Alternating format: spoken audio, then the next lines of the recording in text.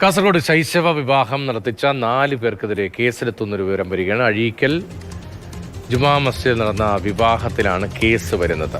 സാരംഗ് സുരേഷ് വിവരങ്ങളുമായി നോക്കുന്നുണ്ട്. സാരംഗ്, പരാതിയുടെ ഉള്ളടക്കം എന്താണ്? എത്ര വയസ്സുള്ള പെൺകുട്ടിയാണ്? മറ്റു വിവരങ്ങൾ എന്താണ്?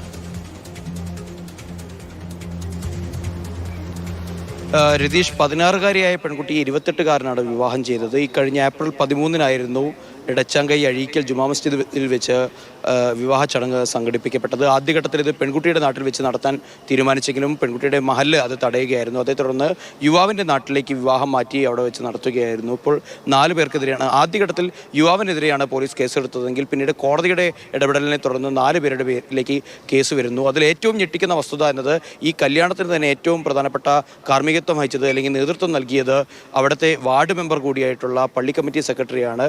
അവരവിടെ നിന്ന് മസ്ജിദിനകത്തുള്ള CCTV ദൃശ്യങ്ങളടക്കം പൂർണ്ണമായി നശിപ്പിക്കുകയും ചെയ്തു എന്ന് ചന്ദേര പോലീസിന്റെ പ്രാഥമിക അന്വേഷണത്തിൽ തെളിയുകയും ചെയ്തിട്ടുണ്ട്. പെൺകുട്ടിയുടെ പിതാവും വിവാഹം ചെയ്ത വരനും അതോടൊപ്പം തന്നെ ഈ വാർഡ് മെമ്പർ കൂടിയായിട്ടുള്ള പള്ളി കമ്മിറ്റി സെക്രട്ടറിയും പള്ളിയിലെ ഖത്തീബുമാണ് കേസിലെ പ്രതികൾ. കേസുമായി ബന്ധപ്പെട്ട് പോലീസ് കൂടുതൽ പഞ്ചായത്ത് പ്രസിഡന്റ് പ്രതികരണം കൂടി ഒന്ന് കേൾക്കാം. വളരെ ഗൗരവമുള്ള സംഭവമാണ് കാസർഗോഡ്. പടന്ന ഗ്രാമപഞ്ചായത്ത് പരിധിയിൽ വരുന്ന എടച്ചാക്കൈ അഴീക്കൽ ജുമാഅത്ത് പള്ളിക്കകത്ത് പ്രായപൂർത്തിയാകാത്ത ഒരു പെൺകുട്ടിയുടെ വിവാഹം നടന്നു എന്ന വാർത്ത കുറച്ച് ദിവസമായിട്ട് പ്രചരിച്ചുകൊണ്ടേയിരിക്കുകയാണ്. അതിൻ്റെ യാഥാർത്ഥ്യം എന്തെന്ന് നമുക്ക് ആദ്യം മനസ്സിലായിരുന്നില്ല. പിന്നീടാണ് 16 വയസ്സ് മാത്രം പ്രായമുള്ള പെൺകുട്ടിയുടെ നിക്കാഹാണ് ആ പള്ളിക്കകത്ത് വെച്ച് നടന്നു എന്നുള്ളതും അതിനെ ഉസ്താദിനെ തെറ്റിദ്ധരിപ്പിച്ചുകൊണ്ടാണ് വിവാഹം നടത്തിയത് എന്നുള്ളതാണ് പിന്നീട് അറിയാൻ വേണ്ടി കഴിഞ്ഞിട്ടുള്ളത്.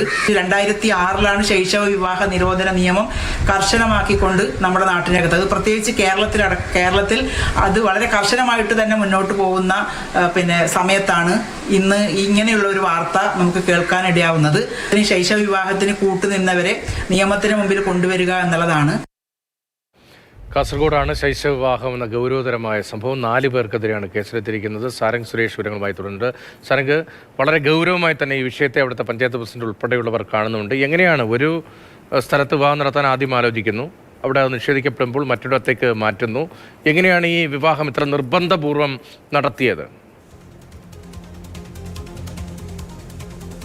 കൃത്യമായി പെൺകുട്ടിയുടെ പിതാവിനടക്കം അതിൽ വലിയ പങ്കുണ്ടെന്ന് തന്നെയാണ് സംശയിക്കപ്പെടുന്നത്. അതോടൊപ്പം തന്നെ ഏറ്റവും എടുത്തു പറയേണ്ടത് അതിലുള്ള രാഷ്ട്രീയ സ്വാധീനം കൂടിയാണ്. കാരണം കേസിൽ പ്രതിയേർക്കപ്പെട്ടുള്ള വാർഡ് മെമ്പർ PK താജുദ്ദീൻ എന്നത് കാസർഗോഡ് DCC പ്രസിഡന്റ് PK ഫൈസലിൻ്റെ സഹോദരൻ കൂടിയാണ്. അപ്പോൾ ആ രീതിയിലുള്ള വലിയ തങ്ങളുടെ രാഷ്ട്രീയ സ്വാധീനം കൂടി പ്രതി ഉപയോഗിച്ചിട്ടുണ്ട്. അതിൻ്റെ ഭാഗമായി തന്നെയാണ് പള്ളിക്കകത്തുള്ള CCTV ദൃശ്യങ്ങൾ കൂടി പൂർണ്ണമായി നശിപ്പിക്കുന്നൊരു സംഭവം ഉണ്ടായത്. അതിനുശേഷം പോലീസിൻ്റെ അന്വേഷണത്തിനെ പോലും ഈ രീതിയിൽ വഴിതിരിച്ചു വിടാനുള്ള ശ്രമങ്ങളൊക്കെ തന്നെ അവരുടെ ഭാഗത്തു നിന്നുണ്ടായിരിക്കുന്നു. ഏറ്റവും ഒടുവിൽ കോടതിയുടെ കൃത്യമായ ഇടപെടൽ ഉണ്ടായതിനെ തുടർന്നാണ് ഈ 4 പേരെയും ചേർത്ത് ഇപ്പോൾ പ്രതിപട്ടിക തയ്യാറാക്കിയിരിക്കുന്നത്. അതിൽ പുരോഹിതനെ അടക്കം തെറ്റിദ്ധരിപ്പിച്ചുകൊണ്ടാണ് പ്രതികൾ വിവാഹം നടത്തിയത് എന്നുള്ള വിവരങ്ങളാണ് ഏറ്റവും ഒടുവിൽ പുറത്തു വന്നുകൊണ്ടിരിക്കുന്നത്. രതീഷ്, 4 പേർക്കെതിരെ കേസെടുത്തിട്ടുണ്ട്. ശൈശവ വിവാഹമാണ് നടന്നത്. സാരംഗ്, ഒരു കാര്യം കൂടി നേരത്തെ സൂചിപ്പിച്ചല്ലോ, വലിയ രാഷ്ട്രീയ സ്വാധീനം ഉണ്ടായെന്ന്. DCC അധ്യക്ഷൻ്റെ സഹോദരനാണ് അവിടുത്തെ പഞ്ചായത്ത് അംഗം. അയാളുടെ റോൾ എന്താണ്? എങ്ങനെയാണ് ഇതിനകത്ത് രാഷ്ട്രീയ സമ്മർദ്ദം വരുന്നത്? മാത്രമല്ല, പെൺകുട്ടിയുടെ മകൾ വിവാഹം നടത്താൻ ആദ്യം ആലോചിക്കുന്നു, അവിടെ തടയപ്പെടുന്നു അല്ലേ? അത് ഈ പ്രായം പരിഗണിച്ചുകൊണ്ടായിരുന്നു? പ്രായം പരിഗണിച്ചുകൊണ്ട് തന്നെയാണ്. കാരണം സ്വാഭാവികമായും ഒരു മസ്ജിദിനകത്ത് നിക്കാഹ് ചടങ്ങുകളൊക്കെ തന്നെ നടത്തുന്ന സമയത്ത് ആവശ്യമായ രേഖകളൊക്കെ തന്നെ ഹാജരാക്കേണ്ടതായുണ്ട്. അതിൻ്റെ ഭാഗമായി തന്നെ രേഖകൾ ഹാജരാക്കിയ സമയത്ത് യുവാവിന് 28 വയസ്സും പെൺകുട്ടിക്ക് 16 വയസ്സും എന്ന് കൃത്യമായി തെളിയിക്കപ്പെട്ടിരുന്നു. അതിനെ തുടർന്ന് തന്നെ ഇവിടെ നിന്ന് യാതൊരു തരത്തിലുള്ള ചടങ്ങുകൾ നടത്താൻ കഴിയില്ല എന്ന് പറഞ്ഞ് അവർ ഇരുകൂട്ടരെയും അവിടെ നിന്ന് മടക്കി അയക്കുകയായിരുന്നു. അതിന് ശേഷം കൃത്യമായ ആസൂത്രണത്തോടു കൂടി തന്നെയാണ് യുവാവിൻ്റെ നാടായിട്ടുള്ള ഇടച്ചാങ്കൈ അഴീക്കൽ സംഘം എത്തുന്നത്. അവിടുത്തെ ജുമാ മസ്ജിദിലുള്ള പ്രധാനപ്പെട്ട ഭാരവാഹികളെ അടക്കം ഈ ജനറൽ സെക്രട്ടറി കൂടിയായിട്ടുള്ള വാർഡ് മെമ്പർ കൃത്യമായി ഈ ആസൂത്രണം ചെയ്തുകൊണ്ട് തെറ്റിദ്ധരിപ്പിച്ചുകൊണ്ട് തന്നെയാണ് ഈ ഒരു പരിപാടി അല്ലെങ്കിൽ ഈ ഒരു വിവാഹ ചടങ്ങ് നടത്തുന്നത്.